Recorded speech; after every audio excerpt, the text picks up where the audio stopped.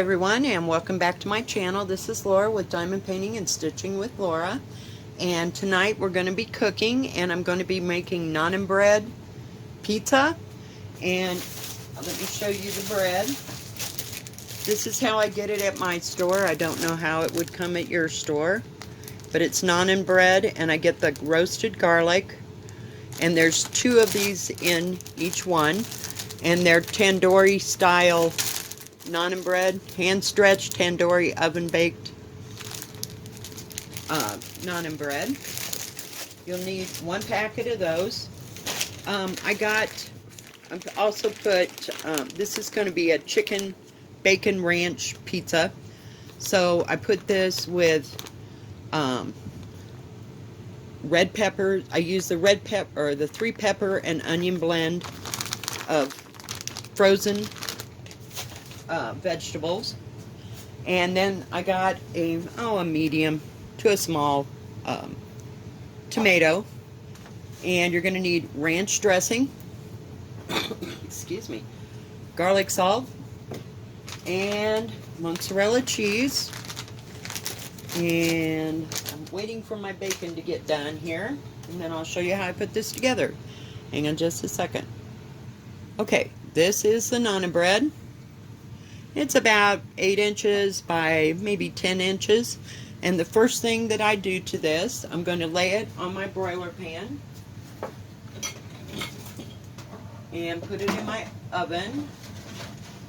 I got the oven, I'm going to set it to about 400, and it's on bake. And I'm just going to crisp it up just a little bit so that when you add the ranch dressing, it doesn't get oozy. I took 3 pieces of regular bacon, and I cooked it in the microwave, and I'm going to tear it up to go on my pizza. It's a little warm, but you just want to kind of crisp up that naan bread. That way it doesn't absorb all the moisture. Okay, and I just break it up into good sized pieces. So on this plate I have my pepper and onion mixture, I have my cut up tomatoes, and for the chicken, again, I bought the Simple Truth flame grilled. You can use whatever seasoning you want on it, but I mean, it's nice and plain, so it doesn't have a lot of flavor to it. I mean, you can put your own flavor on it, is what I'm saying. Okay, we're going to wait for the naan bread, and then I'll go to the next step. Be right back. Okay, there are 2 sides to the tandoori. It's not as crisp as I like it. I'm going to put it on the actual shelf in here so it gets crispier. But this is the outside of the naan bread, and this is the side that was against the tandoori oven. Couldn't think what I wanted to say. So the first thing we're going to do is we're going to take a little bit of ranch dressing, kind of ooze it around there, and kind of cover the top. It's not real thick, but it'll help buffer it. And then, whoops, that ain't gonna work. It's already got garlic in it, so the only thing I really want to season up is the vegetables. And I got the really fine pizza cheese, so we're just going to put a little bit of cheese on there. And then we're going to put the chicken down. This is a real hearty pizza, so this will last me 2 days, so I'm not worried. Now the leftover naan, sorry guys for reaching, the naan bread I'm going to put into a gallon Ziploc bag and put it in the freezer, and then when I want to make another pizza, then I can. Okay, and then we're going to put the vegetables on the top. I know, I looked at pizza all day and now I'm making pizza, but I like this crust. And it's really yummy when it's done. Okay, that on there. And if you can't use them all, you know, hey, you haven't lost too much. And then I'm going to put the bacon, whoops, sorry, on top. It's nice and crisp. I cooked it for about 4 or 5 minutes. I maybe should have cooked it a little less because now it's going to be in here. And then I'm going to drizzle a little bit more. I'm trying to get all this chicken. I don't want to waste that chicken. Okay. So then I'm going to drizzle this over the top, just lightly, because you've already got it on the bottom. So you don't want it soaking. Then we're going to take the pizza cheese and put it on top to kind of hold everything together.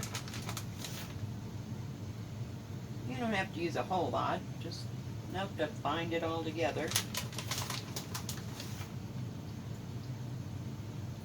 Like that. And then I'll show you what the end product looks like. See if I can pick that up yet. And there's the pizza before it goes into the oven. Hopefully you can see that. Whoops. Let me go back.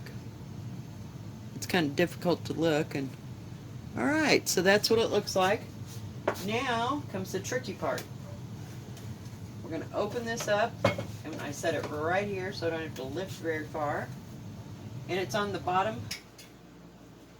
Let me see if I can get it there. And lay it right down on the rack. And get rid of that part. I'm going to have to clean that puppy again. Alright, now I'm going to turn this to, hopefully I can see where I'm going. Okay, 350. And I'm going to put it on there for about 10 to 15 minutes. And we'll come back and I'll show you what it looks like in the end. Be right back. Sorry, I'm back again. I forgot. Hang in there. Okay, so before I cook it, take my garlic salt and just kind of shake it real lightly across the top. Gives it, the top stuff, a little bit of flavor. And then I take some of the crushed red pepper that I have from Spice Islands, and just kind of sprinkle some. Now you don't have to add that if you don't want to. No big deal. And then we're going to push it in there. That puppy's hot already. Okay, and set it again for about 10 to 15 minutes. And then I'll be back. Okay guys, I'm back. And it's been 15 minutes, so now I'm going to try to get this out of there. Just place it on a plate. You can see that the bottom's gotten crispier. I'll show you. See, it's all nice and crispy and brown. And you can cook it certainly longer if you'd like, but this is as far as I'm going. Whoa, crash, boom, bang, sorry, guys. Okay, yes, I use scissors to cut my pizza at home. Isn't that scary? I work for a pizza place. You'd think I'd be able to get a pizza thing. But I cut it. It's easier. Into pieces. And this would serve probably 2, maybe 3 people. If you wanted, you know, just a little late night snack or something, you know, you could certainly stretch it to 4 or 5 people. But I'm the only one going to be eating this. Molly, she don't care for pizza. Alright, ooh, hot, hot, hot. Okay. I can already taste the garlic.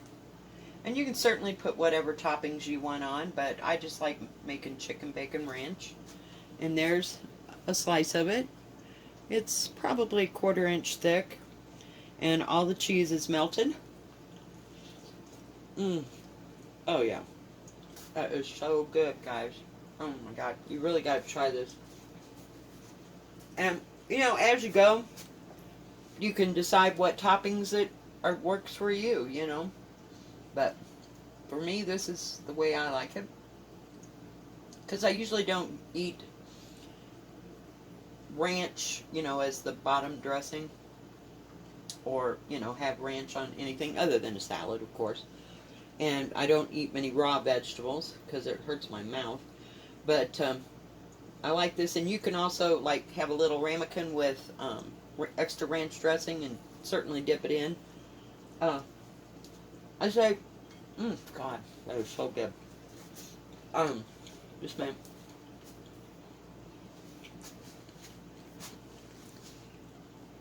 The one thing you don't want to do is get too much ranch dressing because it will make this soggy. I like to have, just a light crunch on the bottom, and that's why I put it in there a little bit ahead of time so that it kind of cooks, if you will, the top just a little bit, just enough to get the moisture out of it. Then put on the ranch dressing and all your toppings.